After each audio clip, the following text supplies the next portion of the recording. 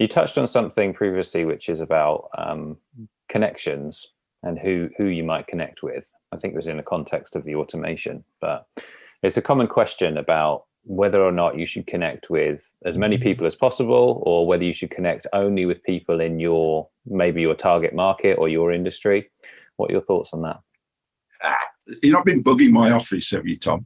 And you might, I don't know whether you got the email last night. So this morning, I have just answered that, because here's something, and it is about getting creative, isn't it? So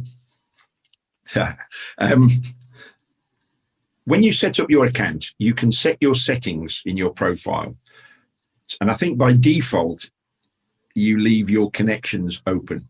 So you can set it so that no one else can see your connections. Most people don't know, they just leave it open. And when you go into Sales Navigator, if I look up your profile, if you've left it open, I can see your connections. I have a way to scrape those, and then I can automatically go and connect with those people. So it's great for a client of mine who is dealing with expats in Italy, because you can't search for those because they don't put on their profile, I'm thinking of moving to Italy. So the way we looked at it was, who else is likely to be connected to people you want to get to? So for instance, he was connected to a lady who deals with international relocation for executives into Italy. So she's likely to be connected to people who have moved or are moving.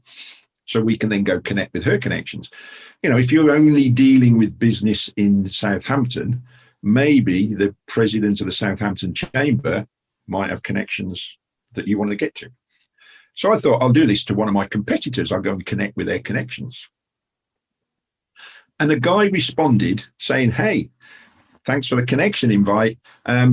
We've known each other since 2004. I actually came around your house back then, and I remember the car you bought when you first set up business. And I do not remember him coming around my house. We had a conversation, and he said, and I told him how we came to connect. He said, yeah, but I'm studying with another LinkedIn trainer who he's also connected with. So it wasn't my competitor who I'd gone and done. But the person he's studying with, I actually knew. I'd actually coached originally. And she had told him this, what she'd said, because I said, you don't have many connections. And he said, I'm told that if you connect with people that are outside of your target market, it'll suppress you getting found. So the analogy story you use is, if you want to connect with scuba divers, but you connect with a lot of engineers, then scuba divers won't find your profile. Now, I checked this out with my top guys, and what it actually means is, LinkedIn makes suggestions of who you might know, who you might want to connect with based on your profile and your connections. So they go, you're connected to these type of people, you might want to connect with this. The amount of value to that, how many times do I look at what LinkedIn flags up for me and goes, oh yes, I'll connect with these people? It's negligible, because I'm using the search to go and connect with people who I want to get to. I'm using groups to connect with people who I want to get to.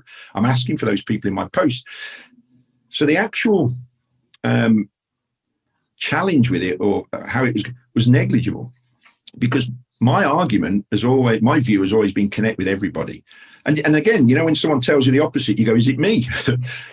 Because my view has always been, the more connections you have, the more second tier, so connections of connections, you can find in searches.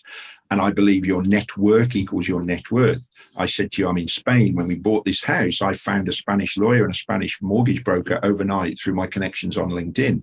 I'm a big believer that the more connections you have serves you for life.